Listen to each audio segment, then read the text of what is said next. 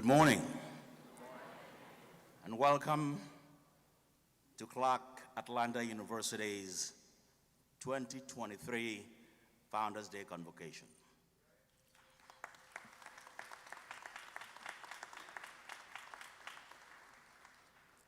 We will start our proceedings with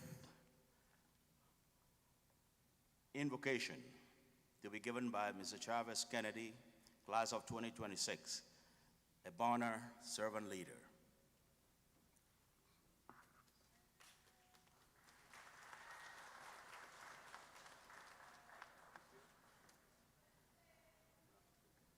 Greetings, everybody. My name is Chavez Kennedy. I'm a class of 2026, Bonner servant leader. I'm a religion major, and if you all would join me in prayer, please bow your heads and close your eyes. And please be seated as well. I'm sorry.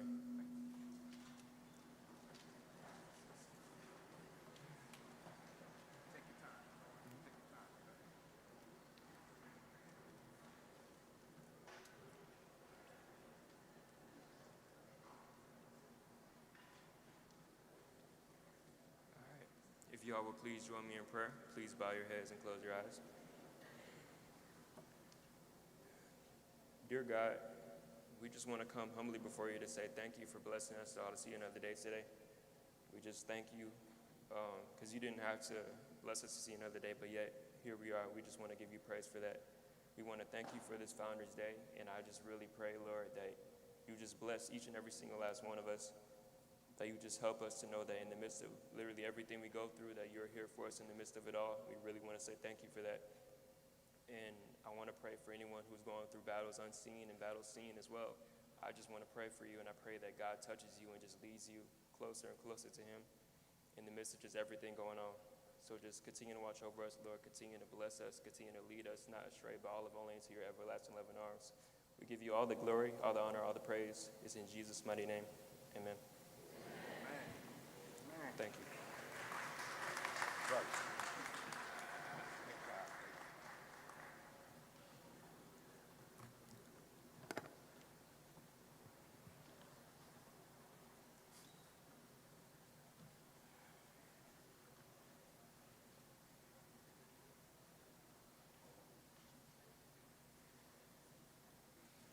To our distinguished guests on the platform, to First Lady Dr. Bacon French and my daughter, Meglin, to Mr. Leonard Walker, Vice Chairman of the Clark Atlanta University Board of Trustees, to Ms. Shante Norris, National Alumni President and member of the Board of Trustees, to Reverend Dr. Tanya Lawrence Miles, the Dean of Special Life and Engagement, to Mr. Chavez Kennedy, our Bonner student leader, to our Moments of Reflection speakers, Dr. Dorcas Bowles and Mrs. Marsha Jones Cross, the Reverend Dr. Herbert R. Marbury and Mr. Philip L. Anderson, to our leaders, Dr. Earl Clowney and Dr. Sharon Willis, Mr. Keandre Thomas, our president of the undergraduate, and the graduate president, Ms. Destiny Wells. To all of these fine alum who have joined us, representing Clark Atlanta University, Clark College, and Atlanta University. To the 2023 graduating class of Clark Atlanta University, and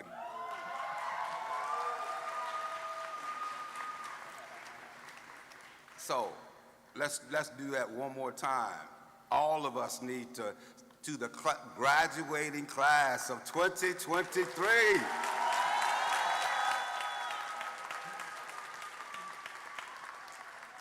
To all of our student leaders, including Ms. CAU, Ms. Williams, her Royal Court, and Mr. CAU, Mr. Larry Wells Jr. and his Royal Court, who will assist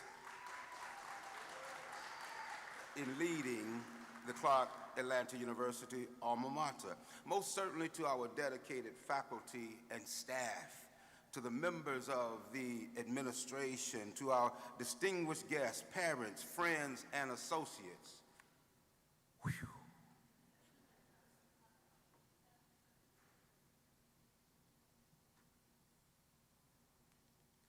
It was in a dark dungeon in Ghana where my family, my wife and my daughter stood in Ghana in a castle through which those who were enslaved, they had to come through this castle. 4 million of our people. They were beaten, tortured, raped. And then they went through the door of no return, coming to a place they've never seen, an enslaved people. And as we stood in that dungeon, you could still smell the feces from 400 years ago. The stench is still there. And as I whispered something to my wife, the tour guide just stopped and he waited. And he looked at me and he wanted to say to me, this is not about you. This is about the ancestors. It's not about you. It's about the ancestors. So the occasion today, the fact that we live in an increasingly growing narcissistic society where everything is about me, me, me, that's not what Founders Day is about. Founders Day is about recognizing the ancestors.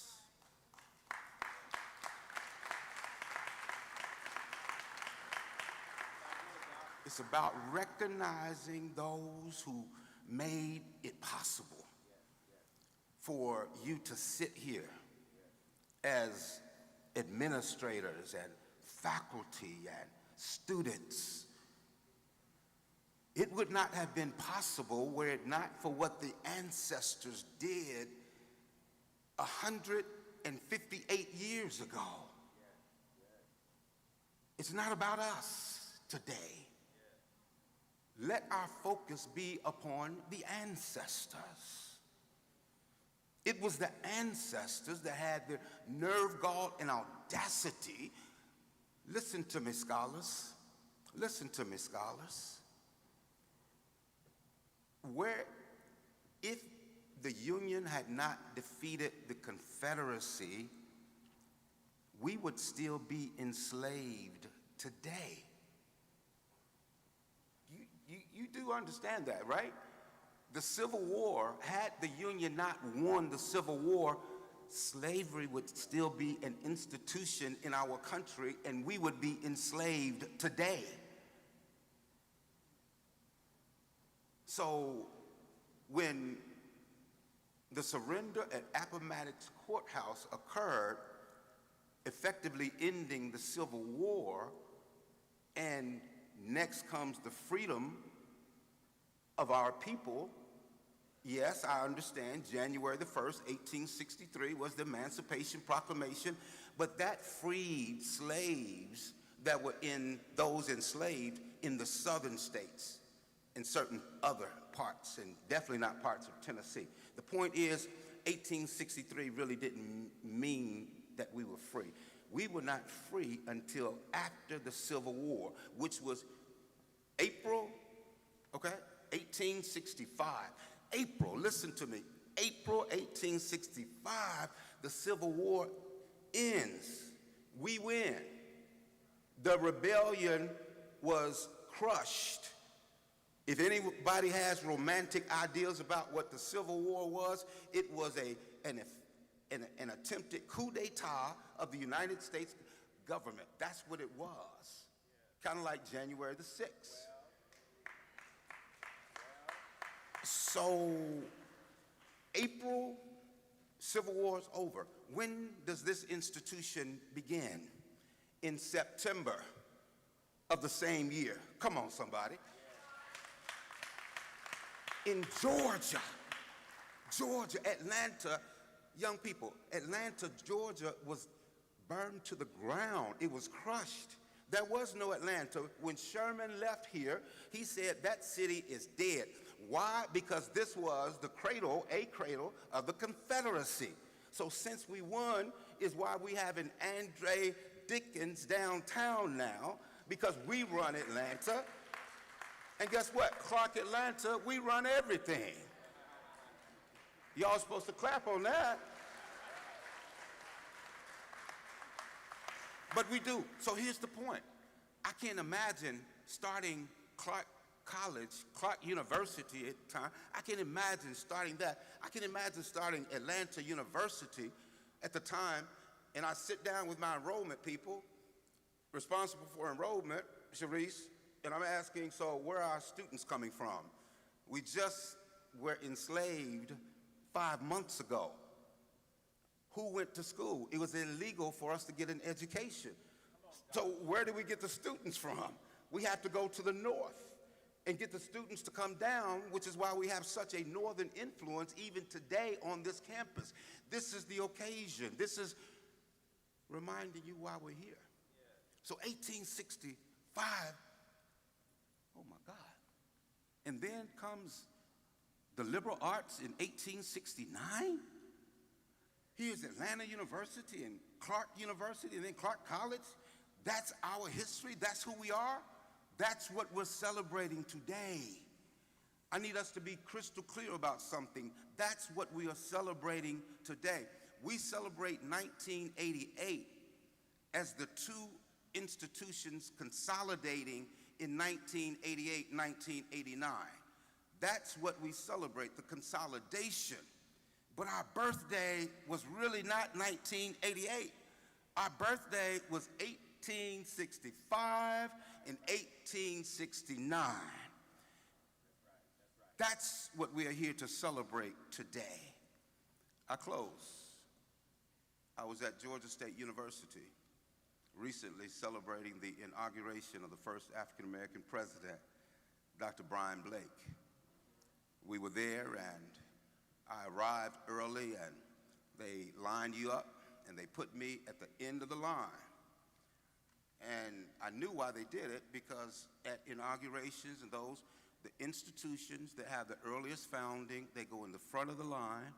So Harvard, 1636, always goes in the front, and then you go down the line. I was in the back of the line. Tanya, I said, wait a minute. What is this? You basing this on 1988.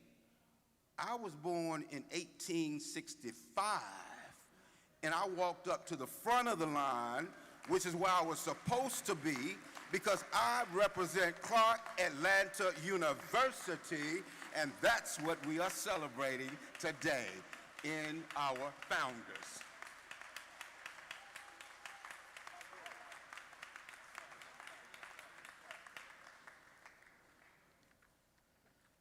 Thank you, President French, and thank you, Mr. Kennedy.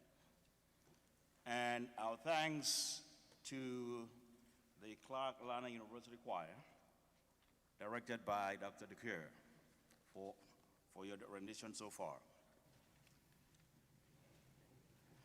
Ladies and gentlemen, this is such an exceptional moment for Clark Atlanta University.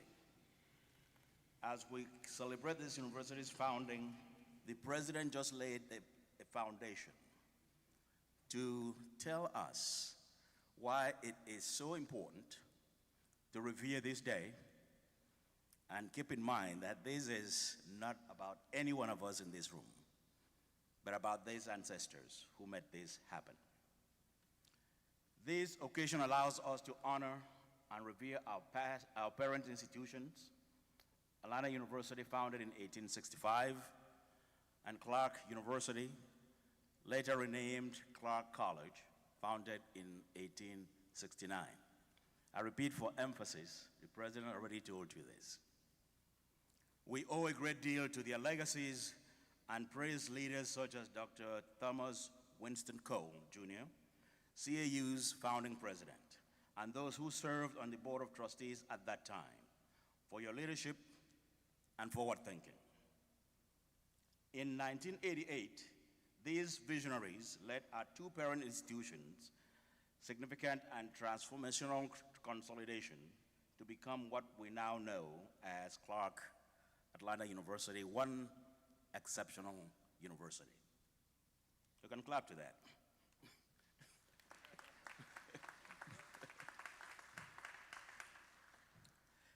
Thank you. Our theme for today's convocation is Learn, Lead, Change. These were also present to remember our second president. And so we're also present here to remember our second president of Clark Atlanta University, Dr. Walter Doyce Brodnax.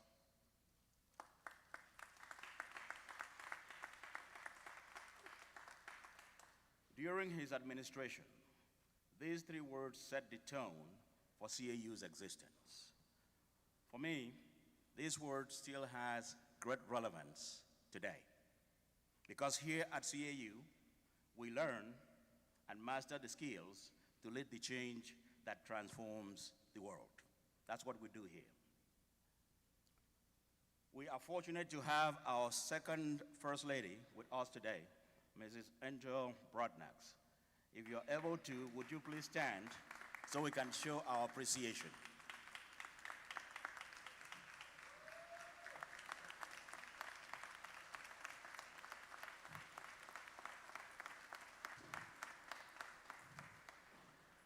Thank you so much, Mrs. Brodnax, for your service to our university.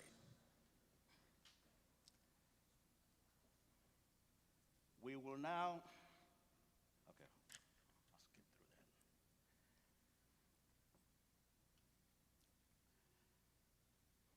that. I'm jumping ahead. As we pause to remember the second president of our university, we have chosen 4 individuals who served during his administration. Each person will shed some light on the life and legacy of our second president. But before we do that, I think we jumped a few things in our agenda before the president spoke.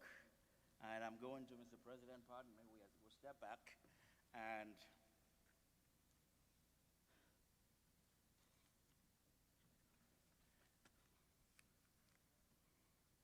have a rendition of the Negro National Anthem.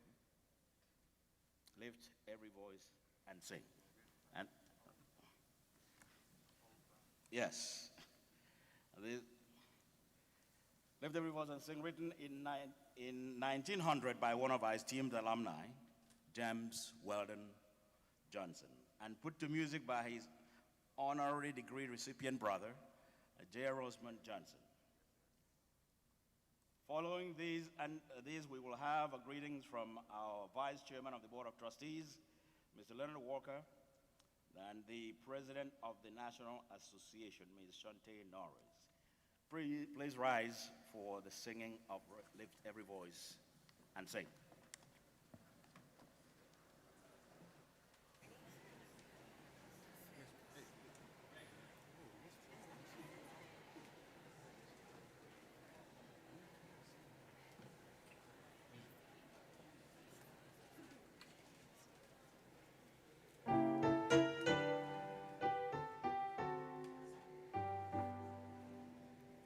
Every voice and sing till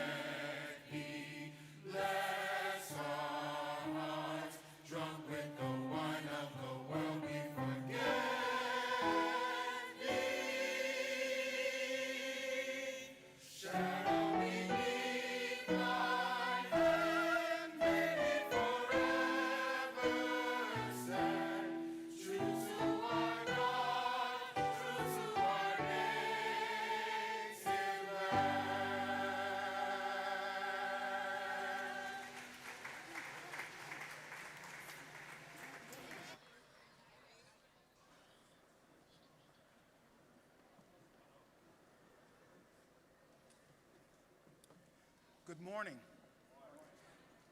On behalf of the entire board of the Clark Atlanta University trustees and our chairman, Mr. Gregory Morrison, I greet each of you during today's convocation.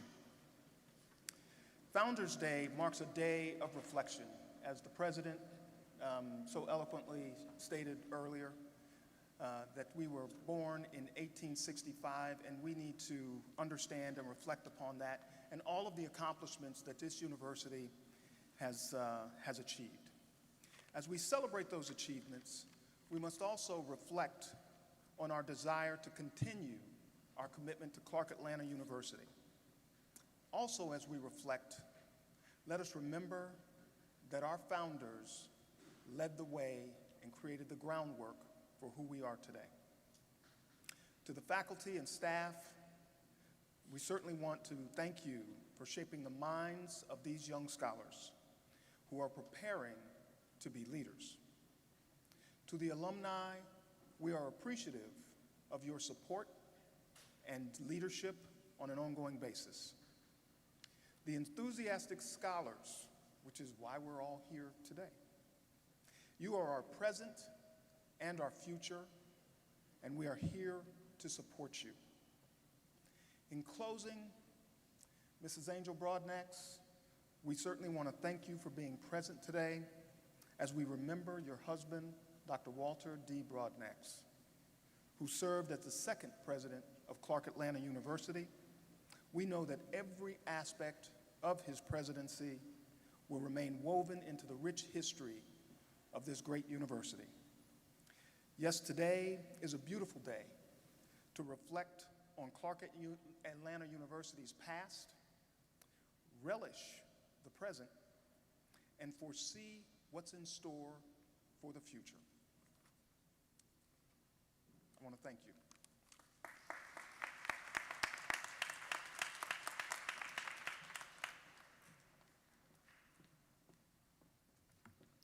Good morning. President French, First Lady Dr. Bacon French, Mrs. Brodnax, Provost Udoka, trustees, executive cabinet, students, faculty, staff, and fellow alumni.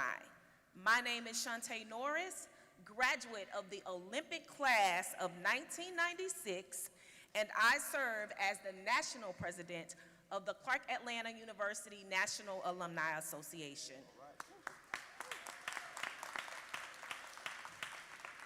On behalf of more than 40,000 CAU alums around the country, I bring greetings to each of you during this significant occasion.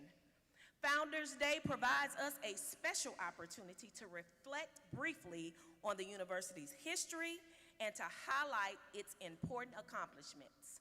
As we honor and remember the second president of Clark Atlanta University, Dr. Walter Brodnax, we consider his mantra, learn, lead, change.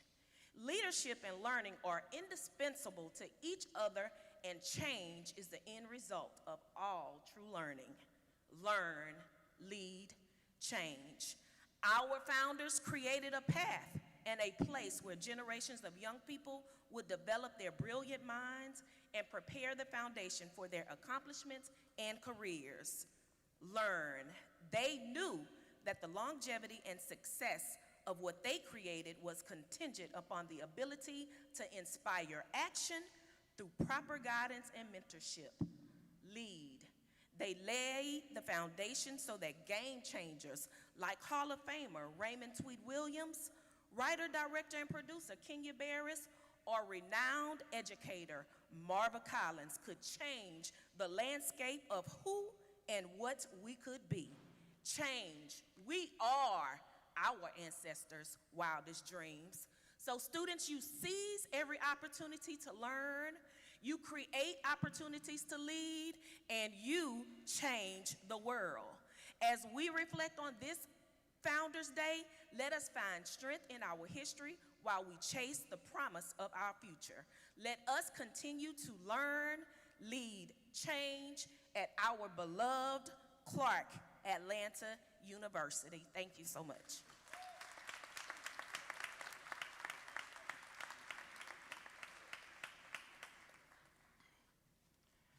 Thank you so much, President Norris, Trustee Walker, and to the Clark Atlanta University Choirs under the direction of Mr. Reginald Gibson. As we pause to remember the second president of Clark Atlanta University, we have chosen 4 individuals. Now is the right time for this. We have chosen 4 individuals to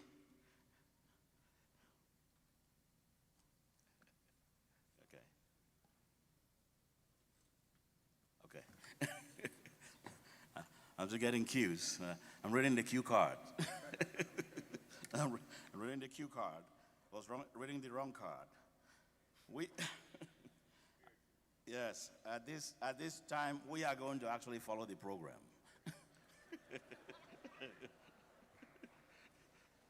See, we're trying to make it up as we go. We're going to actually follow the program. At this time, we are going to have the spiritual wade in the water, arranged by Moses Hogan by the Clark Atlanta University Philharmonic Society. Ms. Noria Mitchell, class of 2024, soloist.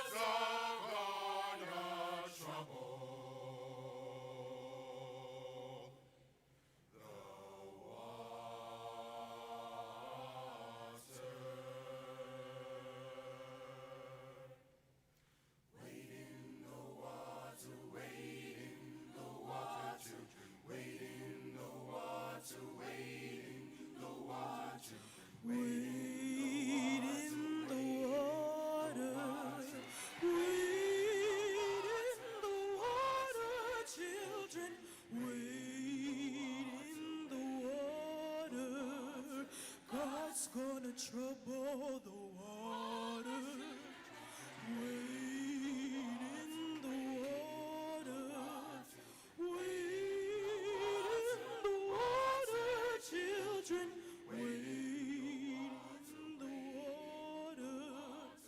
God's gonna trouble the water. See that host all dressed in white. God's gonna trouble the water. The leader looks like an Israelite. God's gonna trouble the water. Oh, children, wade in the water, wade in the water, wade in the water, children, wade in the water. God's gonna trouble the water.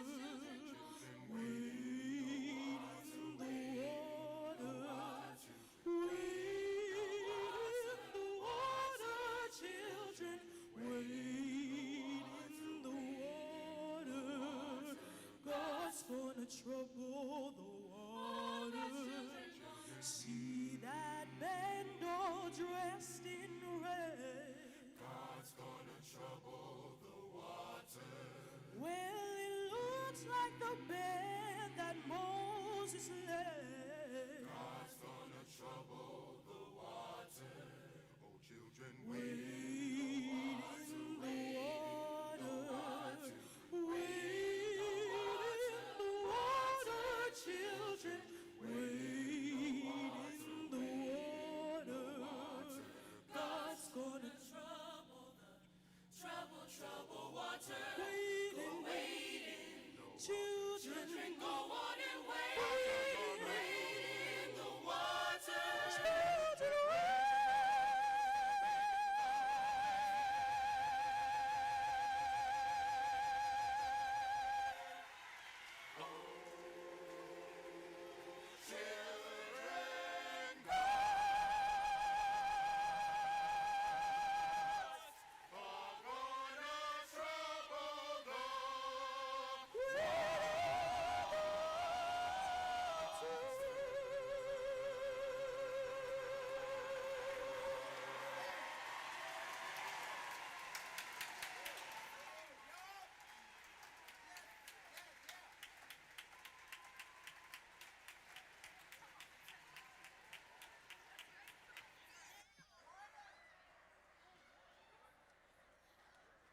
Wow.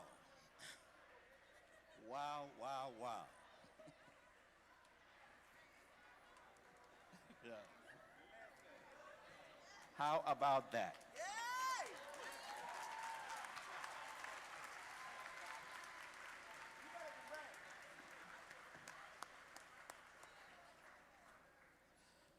Thank you to the Clark Atlanta University Philharmonic Society. What an outstanding rendition. Thank you so much. And now to that space I've been rushing to get to. See, I have Dr. Dorcas Bowles behind me, so I know that she's hurrying me up to say, get there. Yes, this is really a time for us to pause and remember our second president, Dr. Brodnax. And in so doing, we have asked a few people that served under him to come up and say a little bit about what they remember about our president. I'm going to introduce these people. Some of their credentials are kind of lengthy. I will try to shorten them so that we can catch up in the program. But I just want to,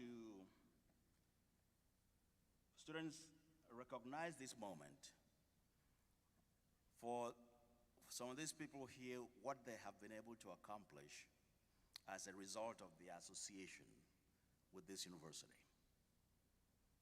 So I'm going to start by introducing Dr. Dorcas Bowles, who came to Atlanta University from Smith College School for Social Work in Northampton, Massachusetts, where she serves as the Associate Dean, and then he came here to serve as the Dean of Atlanta University School of Social Work, which was later renamed the Whitney M. Young Junior School of Social Work at its 80th anniversary celebration. Dr. Bowles served on the executive committee that led to the consolidation of Clark College and Atlanta University to become Clark Atlanta University. Dr. Bowles was appointed Provost and Vice President for Academic Affairs under the leadership of President Walter D. Brodnax, where she served from 2002 till 2009 when she retired. Dr. Bowles returned to Clark Atlanta University to serve as Interim Provost and Vice President for Academic Affairs from 2019 to 2020. Next up, we have Ms. Marsha Jones Cross. Ms. Cross shared the fact that Dr. Brodnax was a transformational servant leader who provided her with many teachable moments that she has continued to carry with her throughout her career. Having served as his chief of staff for most of his tenure at CAU, one of the greatest nuggets of wisdom that President Brodnax instilled in her is that leadership is not a popularity contest. Marsha Cross currently serves on the faculty at Georgia State University's J. Mac Robinson College of Business as a clinical instructor in marketing and the program manager for the Business Communication and Professional Development program. Next up, we have Dr. Herbert Marbury, who was the university chaplain during Dr. Brodnax's term as president. And what I read here is extracted from the 2005 presidential letter of Dr.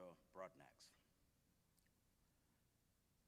And I quote, "The university chaplain Dr. Herbert Marbury was named Chaplain of the Year by the United Methodist Higher Education Foundation in 2004.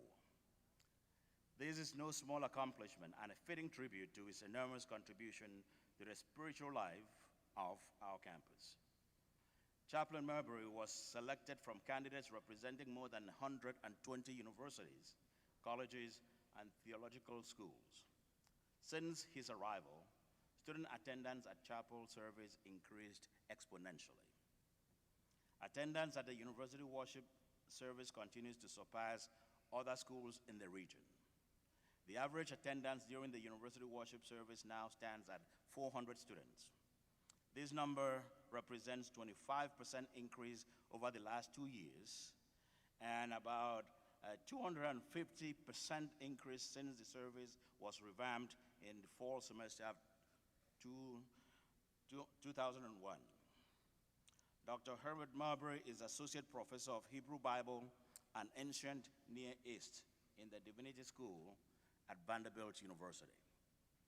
He researches the Bible's textuality, that is, how biblical texts come to meaning both in the ancient world and in the contemporary worlds of modern U.S. communities, especially in Black communities. Next up, we have Philip L. Anderson, also known as Philip Lee, who shared on his Facebook page the following, and I quote, "Rest in peace, Dr. Walter D. Brodnax.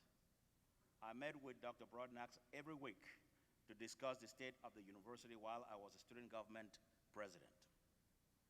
He was always nice and kind. Whenever I needed him to be at a meeting or just explain something, he always picked up the phone or made sure that his secretary put me on his calendar. My sincere condolences to his wife," end quote.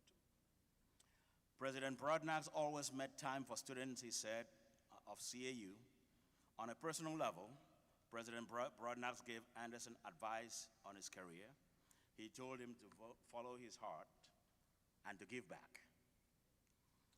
Mr. Anderson is a contract specialist in the office of the Senior Procurement Executive in the U.S. Department of Labor.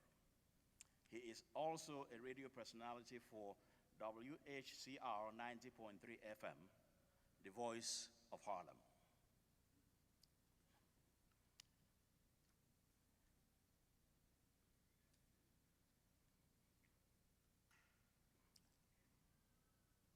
We are going to just pause now and give each of these people that I have called out to just come out and give their reflections on their knowledge of the life of Dr. Walter D. Brodnax. Dr. Bowles.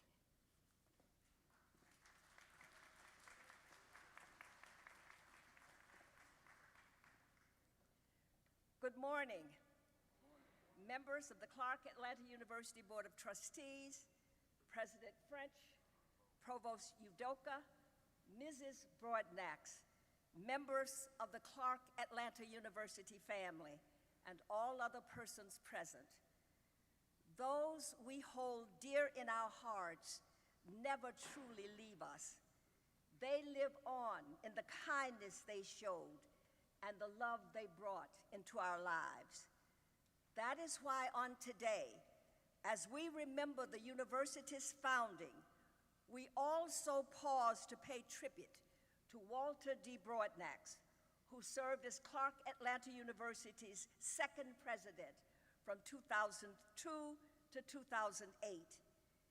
It is also an opportunity to once again extend our affection and love to Walter's wife, Angel, and members of the Brodnax family. Personally, this moment provides me a chance to speak about the man who selected me to serve as Provost and Vice President for Academic Affairs during his presidency. Under President Brodnax's leadership, the university mantra was learn, lead, change. And Clark Atlanta University became the second private historically Black university classified as a research university with high research activity by the Carnegie Foundation in 2006. In 2006 as well, CAU received commendation from SACS for the quality of its reaccreditation report and for being the first HBCU to complete its reaccreditation report totally online. In 2004, under the leadership of President Brodnax, the Center for Cancer Research and Therapeutic Development focused entirely on prostate cancer because of its higher incidence and mortality rate among African American men. Today, the center is one of the best in the basic research and the only one of its kind in the nation. President Brodnax insisted that the university demonstrate academic excellence, was student-centered, and emphasized retention and the need by the academic advisors to closely monitor students to ensure that they would complete their degrees in a timely manner. He felt that a university's graduation rate was an indication of strong support systems, professors' commitment to education, students' hard work, and university accountability and transparency. Walter was a wonderful mentor, colleague, and friend who taught by example and encouraged each of us to set high standards for ourselves, the students we served, and the university. I remember with fondness and gratitude the weekly sessions Walter and I had for the lessons he taught me about university leadership. He often said that leadership is not about you, it's about the university and those you serve. It's about understanding unprecedented amounts of information that informs one's decisions. It's about understanding finances and how to make change happen. It's about putting people first. If you don't care about people, you cannot lead them. Walter and I agreed on most decisions. On occasions where there were differences, we compromised and developed a position that we could both honor. Once decisions were made, we both embraced them because we knew that our unified perspective would best serve the university. I vividly recall attending an early morning meeting with other administrators in Harkness Hall in the President's conference room. I was complaining to persons present that I was upset that I noticed upon entering Harkness Hall that someone had painted the wrought iron staircase railings light brown. Walter walked in as I was complaining and asked what was the concern. I was taken aback, and I stated that someone had painted the wrought iron staircase railings in Harkness Hall light brown, and that wrought iron was usually black. Walter asked if I knew whether wrought iron was black throughout the world. I paused, then said I did not know about the world, but at historical buildings similar to Harkness Hall, where wrought iron railings and fences are located, they were typically black, I thought. Walter listened, nothing more was said, and he began the meeting. Every person in the room had his or her eyes on me as Walter began the agenda without further comment about my concern. The Monday morning following the incident, I entered Harkness Hall and discovered that the wrought iron staircase railings had been repainted black. I smiled, went into my office to get a pencil and pad for the early morning meeting with administrators that was provided over by Walter. Walter entered the meeting, said good morning, then turned to me and said, "Provost Bowles, did you notice anything different when you entered the hallway of Harkness Hall this morning?" I smiled and said, "Yes, President Brodnax. The wrought iron case railings were repainted black." He said not another word, and the meeting began, and he began his agenda. I spoke with Walter after the meeting and thanked him for having the staircase railings repainted black. He simply smiled and gave me a big hug. Nothing more was said. it was clear that we both understood and appreciated that excellence in an academic environment requires attention to both small and large details. Walter had an astonishing intellect, courage in the face of challenges, and a warm sense of humor that helped ease complicated and difficult decision-making. A difficult decision that was made under Walter's administration had to do with terminating some academic programs in support of financial stability and the university remaining relevant and competitive. It was a tough, taxing, and delicate time for the university, but quite simply, Walter wanted Clark Atlanta to succeed, to do the hard work that would protect and guard the university's future, to place the university in a position where it could select the best faculty, the most competent staff, the most talented students. As we gather today, we remember and honor a leader who demonstrated that there's no disconnect between the personal, the academic, and the public. The man that he was, the friend that he was, the leader that he was, these all made him the president that he was. History will remember Walter as one who did what he felt best to ensure the university's future. He truly believed that a university at its best is a dynamic place of learning and discovery, a place where people come together to explore ideas and seek truth. He wanted Clark Atlanta University to always strive for excellence, to live up to, defend, and promote its promise and potential. Walter left the university with high confidence that it would continue to become a beacon of intellectual distinction that would empower and transform students' lives.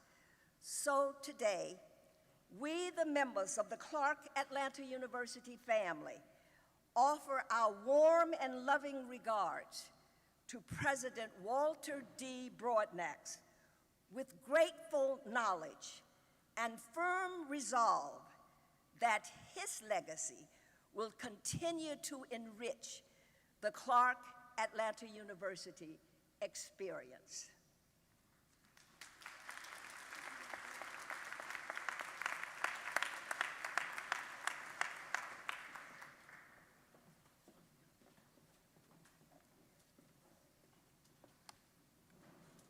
Good morning. To the CAU Board of Trustees, President French, First Lady Bacon French, Provost Udoka, Mrs. Brodnax, it's so good to see you. My fellow platform participants, CAU faculty, staff, alumni, students, and especially to the CAU class of 2023. I am honored to be here at today's Founders Day Convocation to celebrate the life and the legacy of a great man, a man who was my mentor and my former boss, Dr. Walter Doyce Brodnax, the second president of Clark Atlanta University. Walter was a man of class, a man of integrity, and a man of faith. He was a servant leader who provided me with a lot of wisdom through many teachable moments. I met Dr. Brodnax during his third week in office as CAU's president. At that time, I was not an employee of the university. Rather, Mrs. Eber, I was a writer and editor for the Clark Atlanta University Alumni Association newsletter. And I came to his office to interview him for a feature story in the newsletter. Well, things kind of changed a little bit he ended up interviewing me. What I didn't realize at the time is that he had researched my credentials. Now, this was before LinkedIn, and he was evaluating my potential to be a part of his executive team. During that meeting, I was really impressed with Dr. Brodnax's engagement, his attentiveness, and overall transparency about what he hoped to accomplish at CAU. Moreover, he was humble and embodied all of the qualities of a servant leader. It was clear he had brought his authentic self to CAU. The university's theme, Learn, Lead, Change, was the mantra our student scholars live by as they set out to lead and transform the world. Dr. Brodnax's impressive career exemplified every part of that theme. He came to CAU armed with an impressive executive and public service career that took him to several well-known institutions of higher education, as well as serving in high-level government positions under 2 U.S. presidents. He was the perfect example of someone who brought his requisite skills to CAU and ultimately led a transformative change. There was no doubt in my mind that the CAU Board of Trustees had selected the right leader for the right time to be at the helm to implement significant changes for the advancement of CAU. Once on campus, he immediately assessed and quickly learned about his environment. He realized his leadership was going to be filled with a number of challenges, with having to implement a financial recovery roadmap. The Brodnax administration's financial recovery roadmap became a model for the higher education world for implementing solid business principles and financial management during a time when it was very unpopular in higher education. Going through the financial recovery was not easy. I kind of liken him to Nehemiah in the Bible when he was building or rebuilding Jerusalem. Well, there was a rebuilding of Clark Atlanta University. But Dr. Brodnax remained steadfast in his commitment to execute the charge from the Board of Trustees and continuing to do the heavy lifting, or as he always used to say to us, we're doing God's work. This included raising funds for renovations of academic buildings and capital projects for the university, including the building of the Carl and Mary Ware Academic Center, the opening of the 600-bed CAU Suites Residence Hall, and the renovation of the chemistry labs in McFeeters Dennis, as well as the Whitney M. Young Jr. School of Social Work and the buildings that house the schools of education and business. His leadership was held favorably by corporate and foundation executives, political leaders, and the general community at large who marveled at Dr. Brodnax's tenacious courage. Media accounts of Dr. Brodnax's leadership were extremely positive. Additionally, his tenure highlighted exemplary success, and Dr. Bowles had already talked about this, in his administrative effectiveness, including the successful reaffirmation of the university's SACS regional accreditation with flying colors in 2006. Both Dr. Bowles and I were honored to be a part of the accreditation leadership team. Reflecting on my days with Dr. Brodnax as his chief of staff, I remember he would always remind our executive team that leadership is not a popularity contest. In other words, decisions will be made that some will question their merits and deem unpopular. But when you look back in history, those decisions will have placed Clark Atlanta University in a very favorable position. Another teachable moment. Once Dr. Brodnax asked our executive team in a meeting, what was more important to us, loyalty or integrity? As one of the youngest persons on the team at the time, I softly, yet confidently, provided the answer I truly believe Dr. Brodnax was seeking. I said integrity. My answer was confirmed as President Brodnax smiled and, with a nod, gave an emphatic, yes, Marcia, you are correct. Integrity is more important. That was a defining moment for me. Dr. Brodnax further stated, though, don't get me wrong, loyalty has its place too, but you have to strike a happy medium to be able to have integrity and be loyal. It's a balancing act that is not easy, but it will definitely allow you to sleep better at night. That was one of my many teachable moments I received from my mentor. Most important were Dr. Brodnax's interactions with students. He not only talked the talk, but he walked the walk. He was student-centered and quality-driven. Everything he stood for was about the CAU students. He engaged students as a teacher, a father, a grandfather, a mentor, all wrapped up in one. And he and Mrs. Brodnax, they faithfully attended chapel service every Sunday. Monthly dinners with student leadership provided a time for students to query and laugh, and he loved to laugh. He had a good sense of humor and learn about the real Dr. Brodnax. Or as I remember one student fondly saying, "You're really a cool person." What I really want to impart today is that Walter Brodnax may have been small in stature, but he was mighty in everything he did. He was a transformational leader, and his impact on Clark Atlanta University will be felt for years to come. His legacy lives on in the many students whose lives he touched, and in the vibrant institution that he worked tirelessly to maintain and thrive. He exemplified servant leadership to its core, and he did so with a strong faith, empathy, and compassion. Two of his strongest traits were being a good listener. I think Dr. Bowles talked about that a little bit when she talked about the railings there, and being respectful of others' opinions. While he may not have agreed with everything you were telling or advising him to do, he listened. He was the right man for the right time. In closing, I thought about Dr. Brodnax and how he loved trains. His father worked for the railroad, and he grew up near the train tracks in Hoisington, Kansas. And he even had a train set in his office. It made me think about the poem, "The Train of Life" by Jean Dormison. Life is like a journey on a train with its stations, change of routes, differing scenes and accidents. At birth, we boarded the train and met our parents, and we believed they would always travel at our side. As time passed, other people boarded the train, and they were significant: siblings, friends, children, and even the love of our life. Many will step down and leave a permanent vacuum.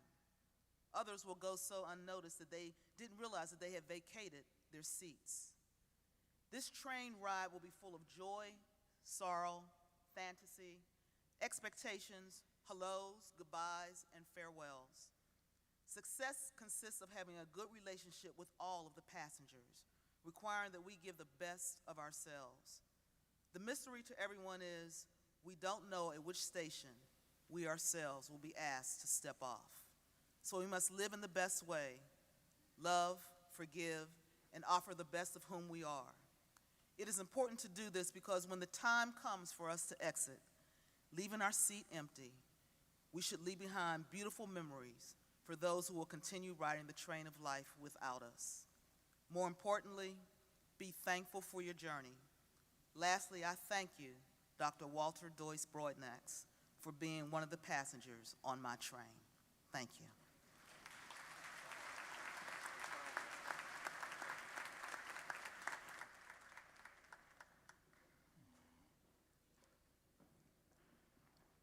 Before I begin,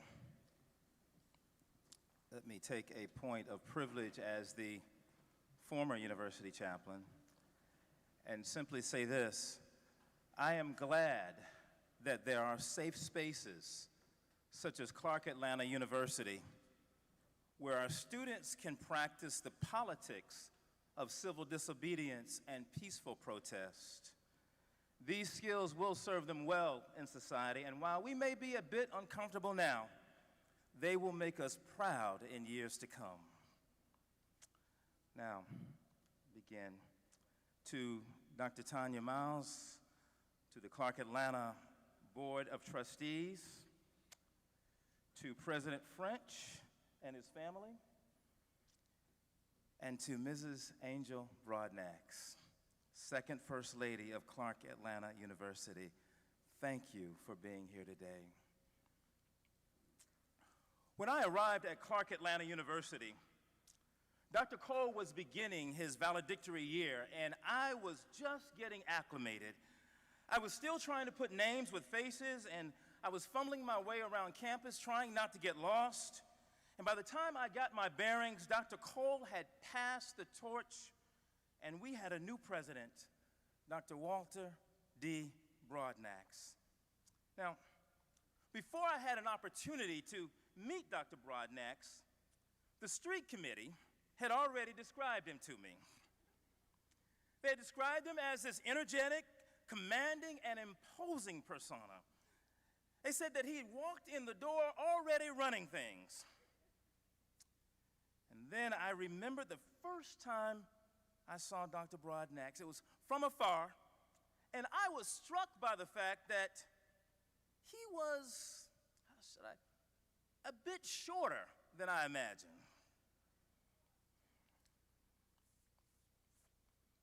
Now, sometimes afterwards, Dr. Brodnax invited me to his office for a conversation.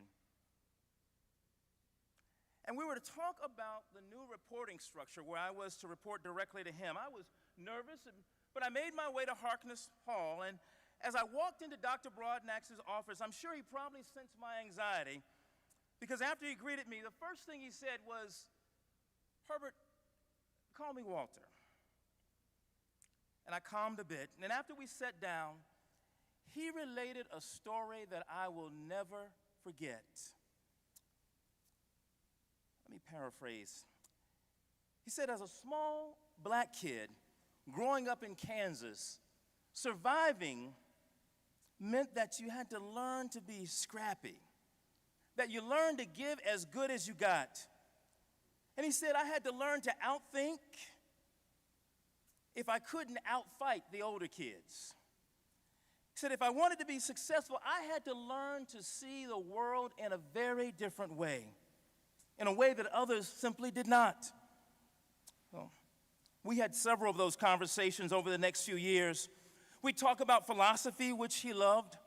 We talked about life and about his work at Clark Atlanta and the trajectory of his career. And in those conversations, I saw his incisive intellect, his keen perceptiveness, and his broad vision. And I learned why he was chosen president. I also learned that all these many years later, he never forgot that small, scrappy black kid from Kansas. He never forgot the perspective of life from the underside. And I believe because of the way that small, scrappy kid from Kansas had grown up seeing the world, that is, sometimes underestimated, sometimes from the underside, but always believing that if you worked hard enough, fought hard enough, and believed hard enough, that you could be successful. Dr. Brodnax brought that vision here. A vision that desired to give every student admitted to this institution the best opportunity that Clark Atlanta University could offer. I hope that it is that vision that will frame his legacy here. That is, seeing the world in a different way. And as an HBCU, isn't that who we are? We have to see the world in a different way. Years later, as I prepared to leave Clark Atlanta, Walter invited me to be the baccalaureate speaker that year. And I will always be grateful to him for that opportunity. After the service, he and Mrs. Brodnax invited my grandmother, my mother, and me for dinner. And as we left, he and Mrs. Brodnax gave me this kaleidoscope. Mrs. Brodnax, I don't know if you remember this.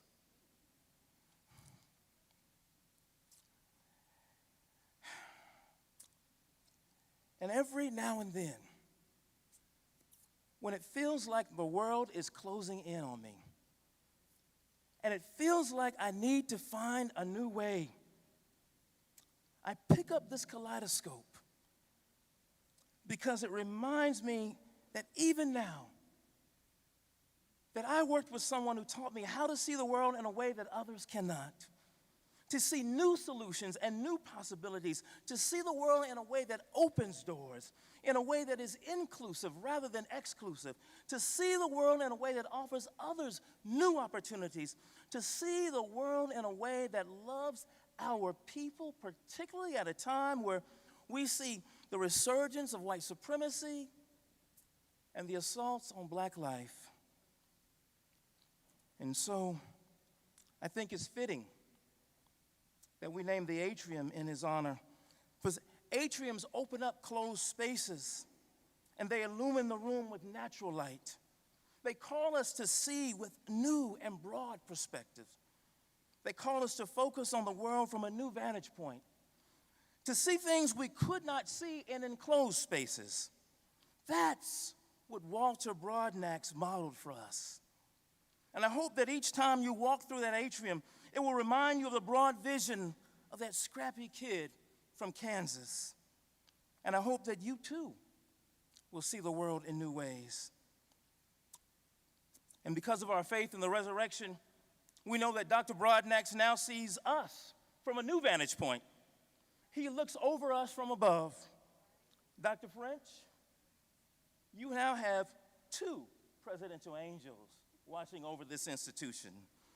Dr. Thomas W. Cole and Dr. Walter D. Brodnax, both of whom guided this institution for a time. Both now have joined the community, the family of witnesses from Clark University, from Atlanta University, from Clark College, all of whom now charge us with running the next leg of the race. I thank God for Walter D. Brodnax, and I thank God for Clark Atlanta University. Amen.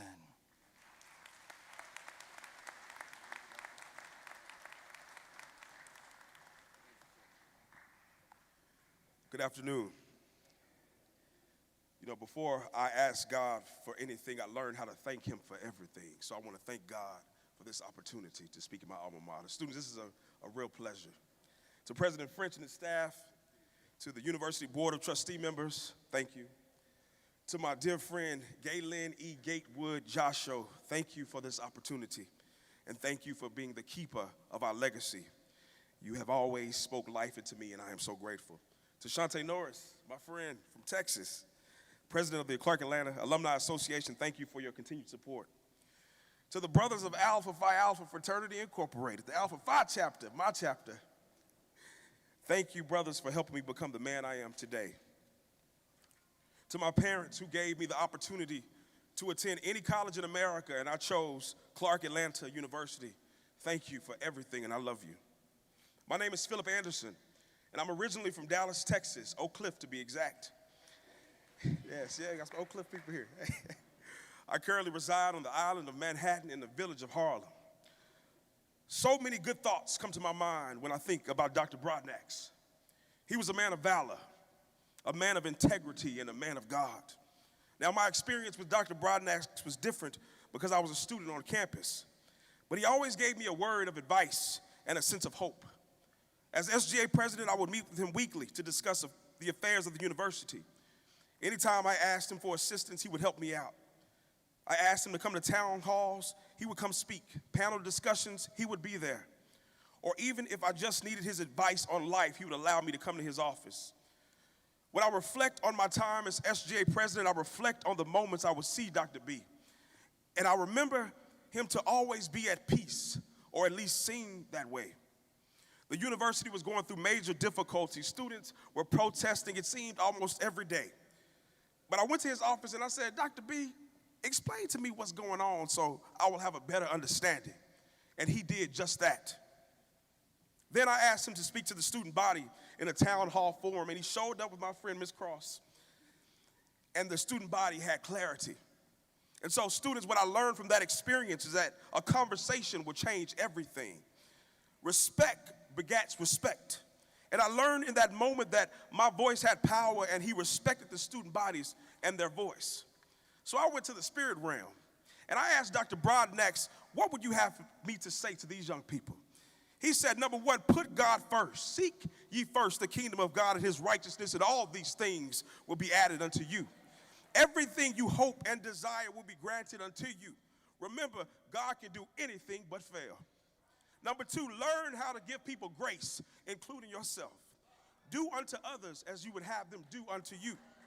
Then I said, Dr. B, what else would you have me tell the student body? He said, get friends who know how to pray. Because when you have enough friends that you can party and go to the club with. But when it comes down to the nitty-gritty of life, prayer is what's going to change everything around you. Then number 4, he said, follow your intuition. That includes dating people, young people. You want to date people who are going to make you better and not drag you down. If it doesn't feel right in your gut, trust that. But if it feels right, trust it. That is a higher power leading and guiding you. Number 5, know that any and everything is possible if you believe. With that being said, write down your visions on a sheet of paper. Make them plain and do everything in your power to make them happen. Number 6, understand that life is about seasons. Everything is not meant to stay the same.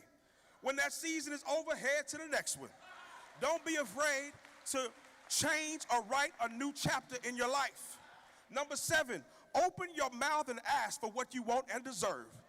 If it's that job, ask for it. If you believe in your heart that that internship is for you, ask for it. Don't be afraid to ask for what is yours. Number 8, treat people the way you want to be treated. Because guess what? Karma is real, right? You will reap everything you sow, good or bad. So start sowing good things in the earth and watch you reap a good harvest. Number 9, it's never too late to start over. There are going to be extreme difficulties in your life. You're going to have some good days. You're going to have some bad days. But I promise you, your good days will outweigh your bad days. But don't allow the enemy to get in your head and tell you you don't deserve to be here, because you deserve everything good coming to you. And finally, hold high the name of Clark Atlanta University. For it was on this university grounds where Jamal Coleman, now vice president of TV1, walked the halls, where Ivy Scott, president and CEO of her own marketing company, walked the promenade. It's where Tennille Gibson, 13-time Emmy Award winner, worked and taught in the radio and TV department, where Dalen Spratt and Jawan Mass worked hard in the business school to create a nationally syndicated television show.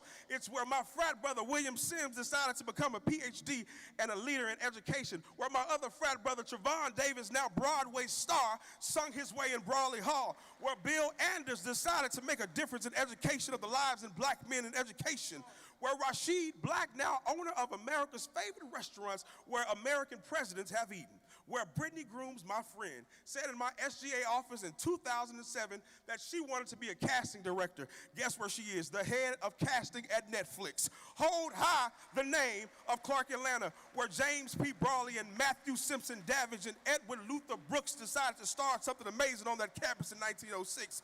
Hold high the name of Clark Atlanta University, the only university in the Atlanta University Center. From what would the AUC be without the Clark Atlanta University? Then I asked Dr. B, what else would you have me to tell the students? He told me to tell you to keep on living, because guess what? Life will get better. You're going to make more money. You will fall in love with the right person, and you will enjoy your life and enjoy today, your journey. So today, I speak over you, and I speak into your life, and I hope that you receive this. I hope that you only know prosperity. I hope that you understand that when God is for you, no one can be against you. I pray that your life will be so blessed and overflowing that you have to spread the wealth. I pray that true love comes your way. I hope that you stand firm on the belief that no weapon formed against you will ever prosper. I pray that you understand to whom much is given, much is required. I pray that you will move mountains with your faith, for it only takes the mustard seed faith to change your entire life.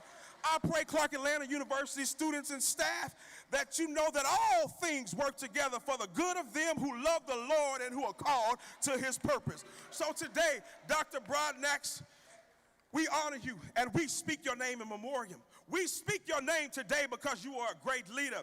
We speak your name because you spoke life into us and made us better students. We speak your name because you had to make the tough decisions to make our institution go higher. And we speak your name because God was good to you. We speak your name, we speak your name, we speak your name and say thank you, Dr. Walter D. Brodnax. God bless you.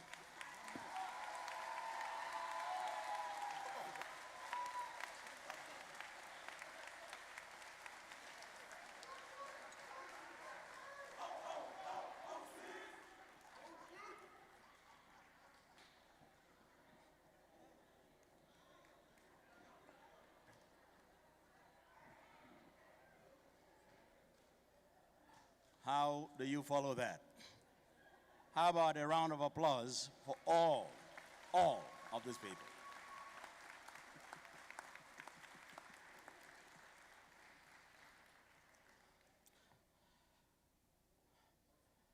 Thank you, Dr. Bowles, Mr. Cross, Mrs. Cross, rather, Dr. Marbury, Mr. Lee, for sharing your reflections of President Walter D. Brodnax. Everyone, I hope you have a sense, as I do from just listening to these four people, of the influence that Dr. Brodnax had in this university. We are getting close to the end of our program. Okay. All right.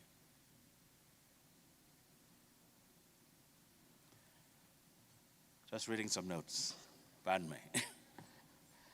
We're getting close to the end of the program, and give me just a moment.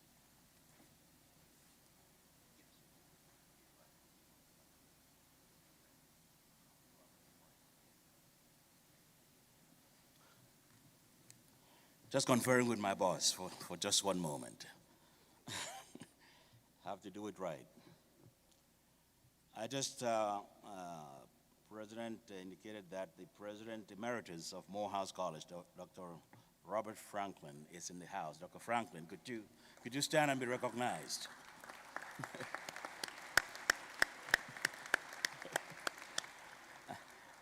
And is that your wife? Please stand and be recognized as well. Thank you so much for being here. Thank you.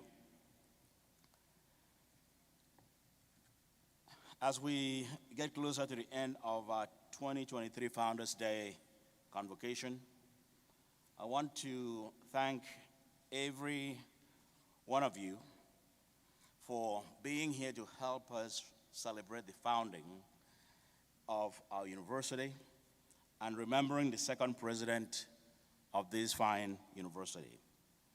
Many thanks to everyone who contributed to this program, inclusive of the Ceremonials Committee, which represents every facet of our community at CAU. The work that it takes to put a program like this together is tremendous. So folks, could I just have you give a round of applause to the planners of this program?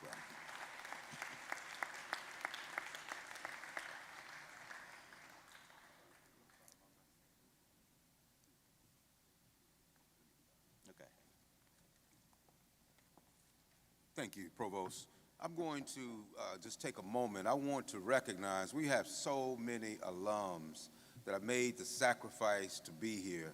And I'm going to ask all of the Clark Atlanta University, Clark College, Atlanta University alums, won't you please stand so that we might acknowledge you?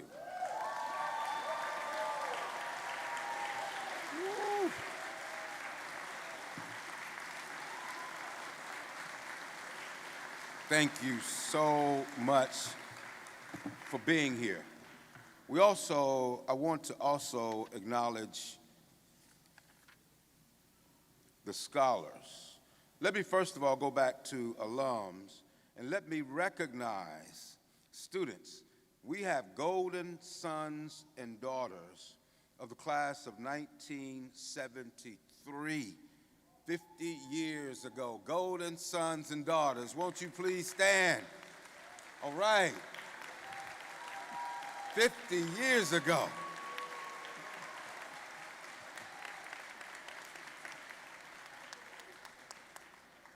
And I would like to recognize our scholars. Our notes make parenthetic note that the list of all of our scholars can be accessed by clicking on the QR code provided on the monitor and throughout the gym. We can find those scholars, but I'm going to ask all of our graduate students, first of all, graduate students who have a cumulative grade point average of 4.0, as well as the undergraduates who are on the dean's list with an academic grade point average of 3.25 to 4.0. All of those scholars, won't you please stand? 3.25 to 4.0. Oh, come on, y'all gotta make some more noise for my scholars.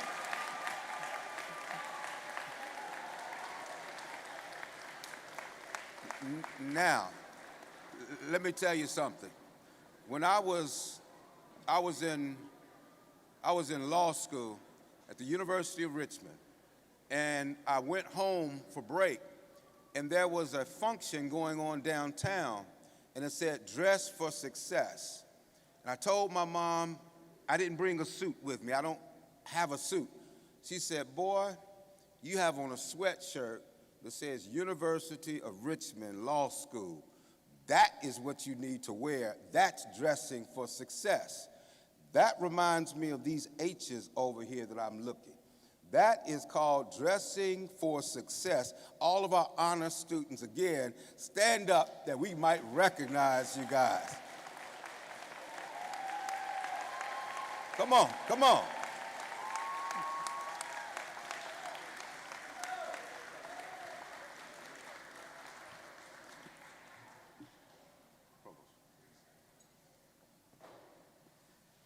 Thank you, Mr. President, and congratulations to all of our students for the excellent work you do day in and day out. Keep it up. That is why you are here. Congratulations. This university is unique in many ways. We are unique even in songs. So we are going to sing the parent institution's alma mater and Clark Atlanta University's alma mater. This year we will have alumni and young scholars lead the respective songs.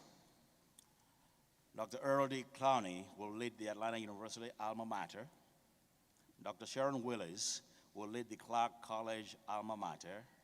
And Mr. Keandre Thomas, Ms. Destiny Wells, Ms. Tyler Williams, and Mr. Larry Wells, Jr. will lead the Clark Atlanta University alma mater. Following our historical songs, the Reverend Dr. Tonya Lauren Miles, Dean for Spiritual Life and Engagement, will bring our sending forth. And please be seated at the end of that for the recessional for It's in My Heart, the song which will be on the monitor as we close.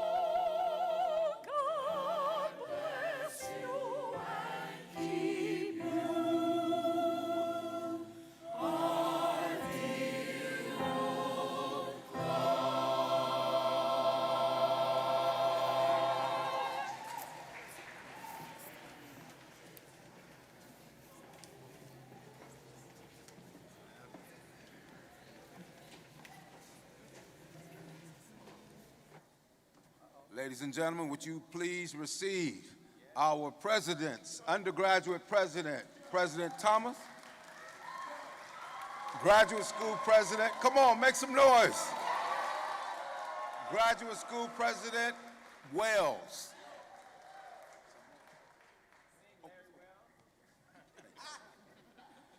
And won't you receive Mr. Clark Atlanta University? Miss Clark Atlanta University. Make some noise.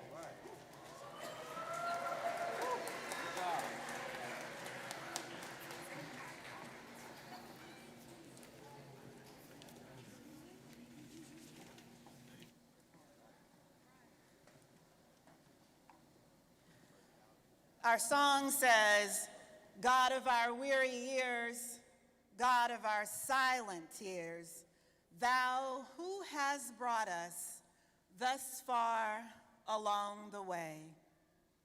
From the door of no return to classrooms that open doors, from presidents past and present, President Brodnax and President French, I think someone in here needs to give God a hand clap of praise today. I said from the door of no return to classrooms that open doors, God gets the praise. We come from strength. We come from determination. We come from perseverance, grace, mercy, and love. And here we stand, ready to go forward in God's truth and in God's glory and praise. So let us go forward from here as lifelong learners, as servant leaders who go off to change the world. Go in peace, go in grace. Brothers and sisters, by all means, go in love. Amen.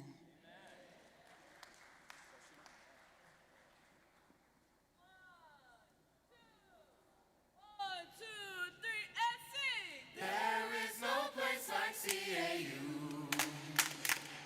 The choice to lift every voice is up to you. I listened to my heart. It told me where to start. Clark Atlanta, yes, we'll never part. You taught me how to be strong when the road seems so long. Because of you, I can't fight to carry on. Why? It's in my heart. Clark Atlanta's in my heart. CAU, the spirit of the Panthers in my heart. It's in my heart. Clark Atlanta.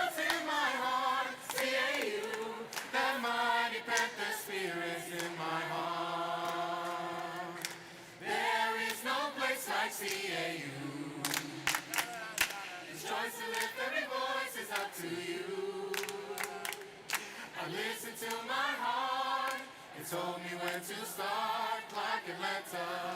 Yes, we'll never part.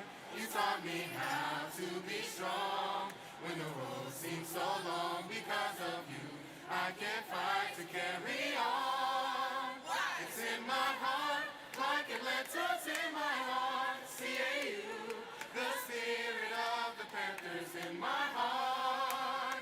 It's in my heart, Clark Atlanta's in my heart. CAU, that mighty Panther spirit, that mighty Panther spirit, that mighty Panther spirit's in my heart.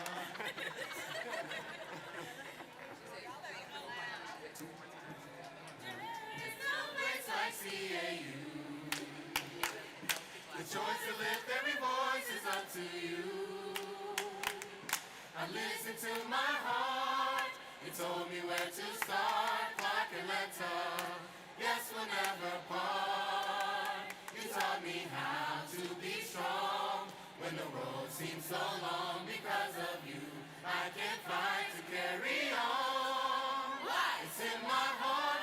Clark Atlanta's in my heart. CAU, the spirit of the Panthers in my heart.